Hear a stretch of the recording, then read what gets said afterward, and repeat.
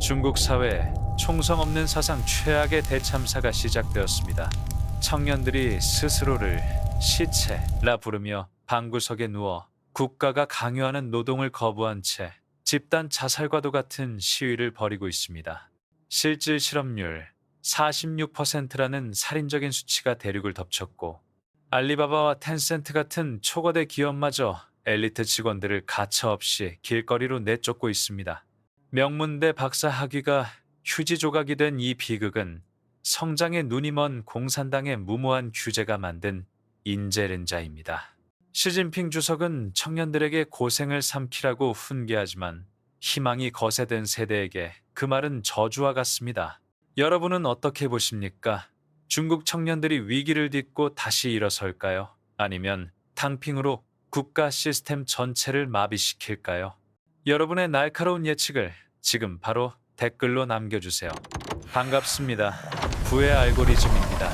오늘 영상에서는 중국을 내부에서부터 갉아먹는 좀비 바이러스, 탕핑과 바이란의 충격적 실태와 이것이 가져올 파멸적인 미래를 낱낱이 공개하겠습니다.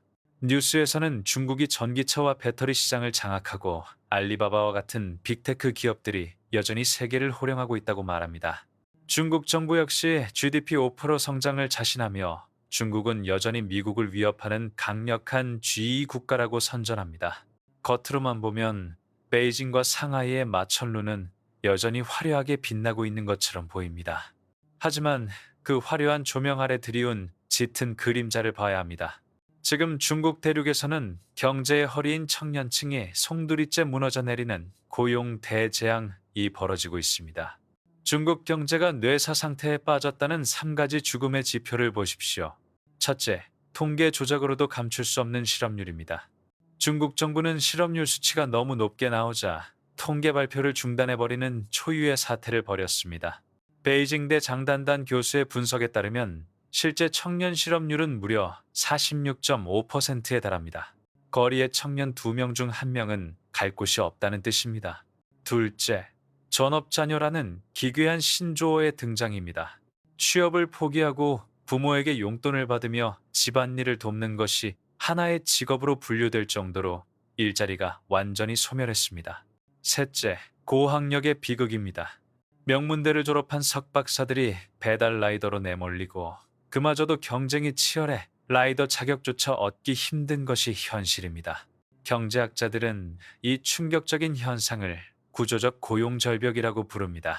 이것은 단순한 불경기 탓이 아닙니다. 국가 경제 시스템이 더 이상 새로운 일자리를 만들어내지 못하는, 즉 경제의 엔진이 꺼져버린 신호입니다. 노력하면 성공할 수 있다는 사다리가 걷어차진 사회에서 청년들은 생존을 위해 스스로의 기능을 정지시키고 있습니다. 그렇다면 도대체 왜 이런 일이 벌어졌을까요?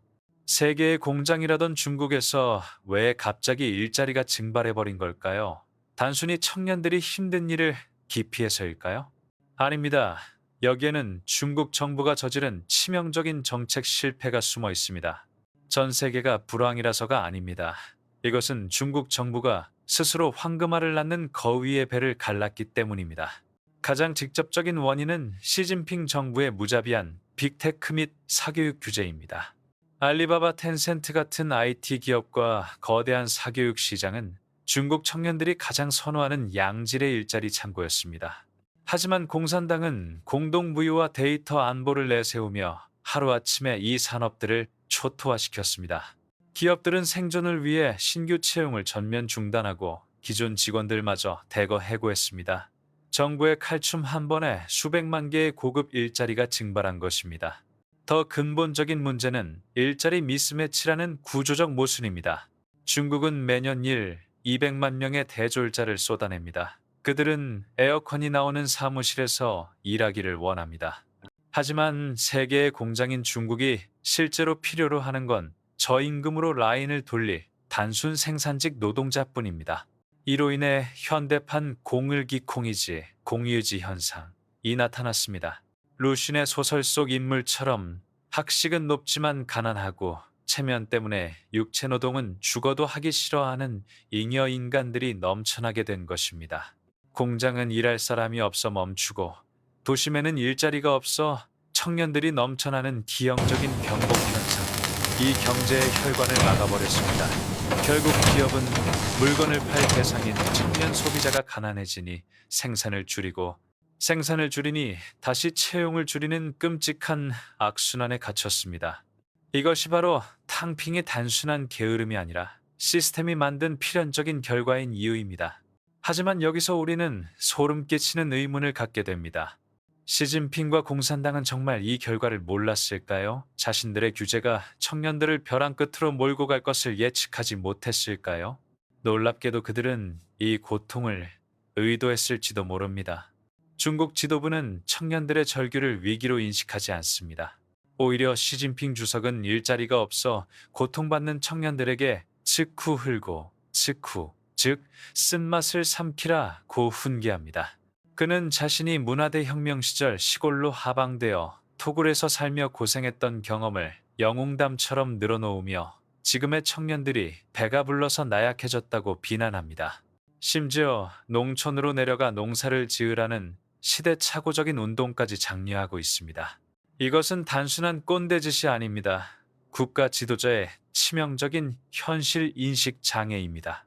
AI와 코딩을 배운 21세기의 디지털 네이티브 세대에게 1960년대 마오쩌둥 시대의 헝그리 정신을 강요하는 것은 스마트폰 배터리가 방전된 사람에게 부싯돌을 쳐서 불을 피우라고 명령하는 것과 같습니다. 지도자의 시계가 과거에 멈춰 있으니 국가의 미래가 나아갈 리 만무합니다. 더 무서운 진실은 공산당에게 경제 성장보다 체제 유지가 훨씬 더 중요하다는 사실입니다. 그들은 알리바바나 텐센트 같은 자유분방하고 서구화된 빅테크 기업의 엘리트들이 공산당의 절대 권위에 도전하는 것을 두려워했습니다. 그래서 경제가 좀 망가지더라도 실업자가 좀 늘어나더라도 그들의 길을 꺾고 통제 가능한 범위 안에 두는 것이 정권 안보에 유리하다고 판단한 것입니다. 즉, 지금의 청년 실업 사태는 단순한 실수가 아니라 공산당의 독재 권력을 강화하기 위해 치러진 계획된 희생일 수도 있다는 합리적 의심이 가능합니다. 그들이 외치는 중국몽은 국가가 강력해지는 꿈이지 결코 인민 개개인이 행복해지는 꿈이 아니기 때문입니다. 국가는 화려한 우주선을 쏘아 올리고 항공모함을 건조하며 위대한 부흥을 선전하지만 정작 그 나라의 미래인 청년들은 희망을 잃고 방구석에 눕고 있습니다. 이것이 과연 그들이 말하는 공동부유입니까? 아닙니다. 이것은 공동빈곤, 즉 다같이 가난해짐으로 가는 급행열차일 뿐입니다. 개인의 삶을 체제 유지의 연료로 태워버리는 이 비정한 시스템이 바뀌지 않는 한 중국의 봄은 결코 오지 않을 것입니다. 이 잘못된 계산서의 대가는 참혹합니다. 국가가 청년들을 버리자 청년들도 국가를 버리기 시작했습니다. 이제 중국 사회는 그 누구도 결혼하지 않고 아이를 낳지 않는 조용한 멸종의 단계로 진입했습니다. 물론 지난 30년간 중국이 보여준 기적적인 성장을 완전히 부정할 수는 없습니다. 그들은 세계 2위의 경제 대국이 되었고 수많은 인민을 절대 빈곤에서 구해냈습니다. 하지만 우리는 반드시 물어야 합니다. 그 화려한 성장의 탑을 쌓기 위해 갈아 넣은 청년들의 희생은 과연 정당한가? 그리고 그 시스템은 지속 가능한가? 라고 말입니다. 그 대가는 너무나 가혹합니다. 국가의 통계 수치를 위해 개인의 꿈이 짓밟혔고 죽도록 경쟁해서 이겨도 보상이 없는 사회가 되었습니다. 그 결과가 바로 탕핑입니다. 이것은 단순한 사회 현상이 아닙니다. 미래를 이끌어야 할 동력원인 청년들이 스스로 엔진을 꺼버린 국가적 자살 행위, 나 다름없습니다. 이것은 건전한 성장이 아니라 미래 세대를 담보로 한 위험한 도박이었습니다. 중국은 지금 운명의 기로에 서 있습니다. 지금이라도 국가 만능주의를 버리고 민간의 활력을 되살리는 개혁을 한다면 기회는 있습니다. 하지만 시진핑 정부는 오히려 통제를 강화하고 사상교육을 강조하는 정반대의 길을 걷고 있습니다.